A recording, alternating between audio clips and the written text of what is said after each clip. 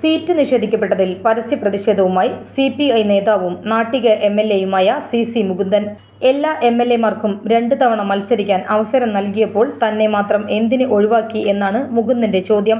നാട്ടികയിൽ ഗീതാ ഗോപിയെ സ്ഥാനാർത്ഥിയാക്കുന്നത് ശരിയല്ല എന്ന് പറഞ്ഞ മുകുന്ദൻ, ഒരു പുതുമുഖത്തിന് വേണ്ടിയാണ് തന്നെ ഒഴിവാക്കിയെങ്കിൽ മനസ്സിലാക്കാമായിരുന്നു എന്നും കൂട്ടിച്ചേർത്തു. തനിക്ക് പാർട്ടിക്ക് വേണ്ടി ഒരു പൈസ പോലും ഉണ്ടാക്കാൻ കഴിയാത്ത സ്ഥിതിയാണെന്നും നാട്ടികയിലെന്ത് പേയ്മെന്റ് സീറ്റാണെന്നും മുകുന്ദൻ തുറന്നടിച്ചു.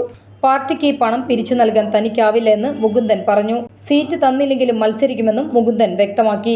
പാർട്ടിയിലെ വിഭാഗീയത കാരണമാണ് ഒഴിവാക്കപ്പെട്ടതെന്നും മുകുന്ദൻ പറഞ്ഞു. തന്നെ ഒഴിവാക്കുന്നതിനെക്കുറിച്ച് പാർട്ടി പറഞ്ഞിട്ടില്ലെന്നും അദ്ദേഹം വെളിപ്പെടുത്തി.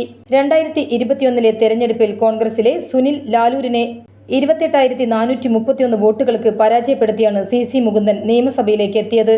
കുറച്ചുകാലമായി പാർട്ടിയുമായി അത്ര സുഖത്തിലല്ല എന്ന് CC മുകുന്ദൻ. അതേസമയം ആരോപണങ്ങൾക്ക് പാർട്ടി മറുപടി പറയുമെന്ന് ഗീതാ ഗോപി പ്രതികരിച്ചു. പാർട്ടി ഏൽപ്പിച്ച ചുമതല നിർവഹിക്കുമെന്നും ഗീതാ ഗോപി പറഞ്ഞു.